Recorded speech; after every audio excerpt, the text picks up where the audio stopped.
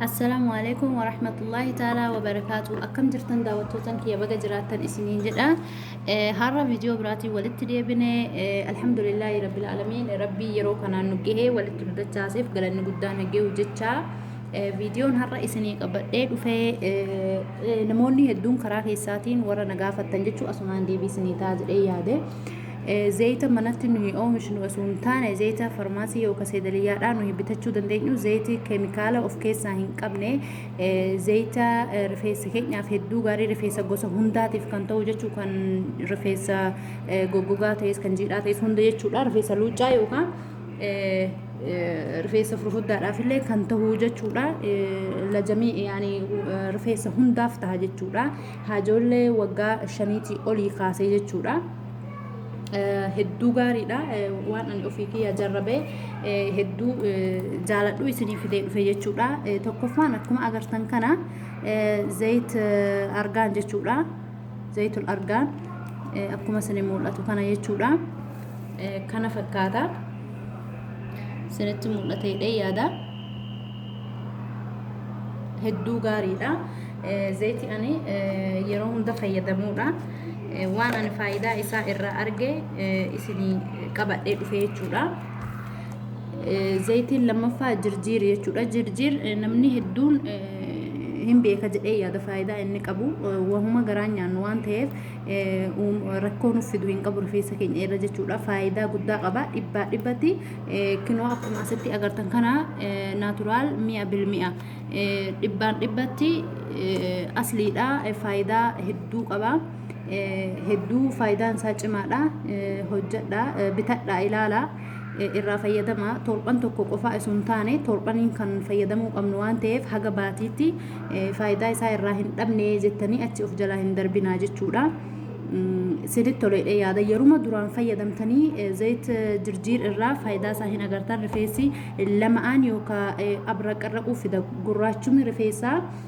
humna godhachuu fida hin laaffisa hedduu gaariidha zayit jirjiir faayidaan isaa guddaadha gatiin isaa akkuma biyya jiruutiin wal dhaba jechuudha kuni 25 riyaala 25 ti suudii jechuudha kun immoo 50 jechuudha riyaala suudii riyaala 50 ti biyya biraatti immoo kana ol ta'uu mala kana gadi ta'uu mala ani hin beeku jechuudha asitti immoo akkuma agartan القمح ناتورال دبان تكون اللين هدو غاريدا كنا سدين والبرا جيسسنا رفيسكي خلاص يعني واتكوان بربادو هنقبو يجودا زيت الجنين القمح جرم مقانسا جنين القمح اصلي تو قبكم سنين جد كون اللي سدن اساجچو كون اللي ريال شنتماتي كينو سنتمو اتيدي يادا سنين درسيسا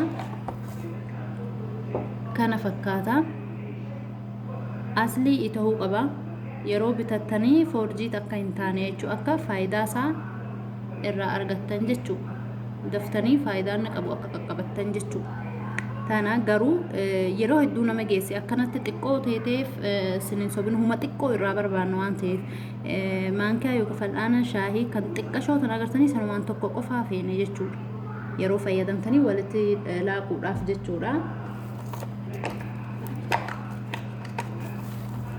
jirjiiris kana fakkaata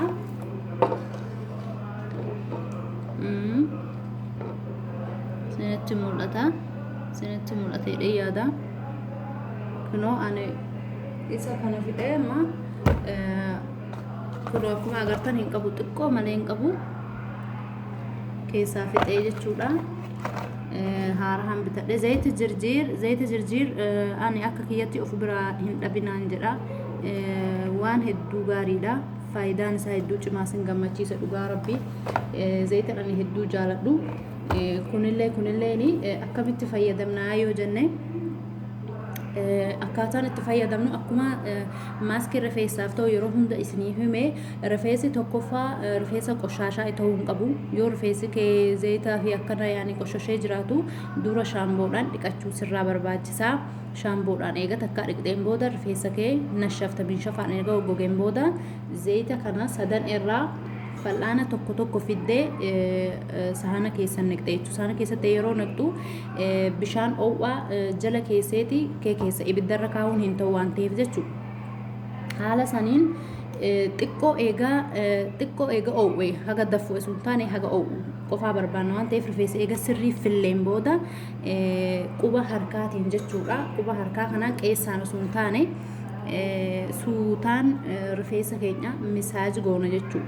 Eegaa farwaa yookaan buqqee rifeensa keenya sirriitti eega rigneen booda daqiiqaa 5 haga 10tti haguma sinii danda'ame haga xarafa fiinxee rifeensa keessanii hunda eega waliin geessaniin booda pilaastik yookaan laayinooniin fuutanii hiitan jechuudha. Fuutanii eega hiitaniin booda sa'a 2 haga sa'a 3 darbuu hin qabu jechuudha. Sa'a takka haga sa'a 2 haga sa'a 3 booda hin darbu. Achi booda sirriitti bishaan qabbana sun taane oowwaa sun taane bishaan jiddu galeessa taheen sirriitti dhiqxanii shaamboo isin fayyadamtaniin sirriitti ofirraa qulqulleessitan. Achi booda eega xumurtaniin booda bishaan qabbanaa fiddaniiti bishaan qabbanaadhaan shafxii gootanii jechuudha. Eega shafxii gootaniin booda khalaas xumurtan. Haala kanaan torbaniin guyyaan tokko fayyadamtan jechuudha. Yoo guddatu torbaniin guyyaan 2. Rifeensi yeroo hunda akkuma viidiyoo darbe keessatti dubbannillee yeroo guyyuu cafacafamuu hin qabu jechuudha. Rifeensi torbaniin guyyaan tokko torbanni guyyaa 2. Kana caalaa dhiqamuu hin qabu. Maaliifin rifeensi hedduu dadhabaadha. Bishaan itti heddummachuu hin qabu jechuudha. Akkasanii viidiyoon keenya irraa kana fakkaataa. Yoo isinitti tole subscribe like share godhuudhaan na jabeessaa. Warroonni chaanala kiyya haaraa taatan subscribe godhuudhaan na jabeessaa isin jedha. Warroonni na jabeessaa jirtan maatii kiyya taatanii galanni keessan guddaa galatoomaa isiniin jedha. Viidiyoo akkanaa kan barbaadan yoo ta'e koomenti jala naaf kahaa isiniifin hojjedha. Akka isinitti tolu abdiin qaba inshaallah. Haaluma kanaan isumaa viidiyoo keenya hin cufin duratti rifeensa isaa jiidhaa jiru akkanumatti fooxaadhaan marsanii hiitanii hin kaahinaa. Rifeensi hafuura haa fudhatu jechuudha. Meeshaa illee herregin eega xiqqoo bishaan irraa qoore hiikii dhiisii rifeensi haa goggogu akka barbaadetti. Achi booda calumattee walumatti hiitee dhiistee yookaan hin rafin yookaan hin deddeemin jechuu haga sirriitti filtee kireema fayyadamtu kireema muraxxiba fayyadamtee haga sirreeffattutti jechuudha. Akkuma dhiqxee baatatti hiitee dhiistee hin oolin yookaan hin bulinii jechuudha. Inshaallah akkasumatti tolu abdiin qaba. Warreen jajjabeessaa jirtan galanni keessan guddaa isiniin jedha. Viidiyoo biraatiin haga walitti deebinutti assalaamu alaykum wa rahmatullahi ta'ala wa barakaatuh.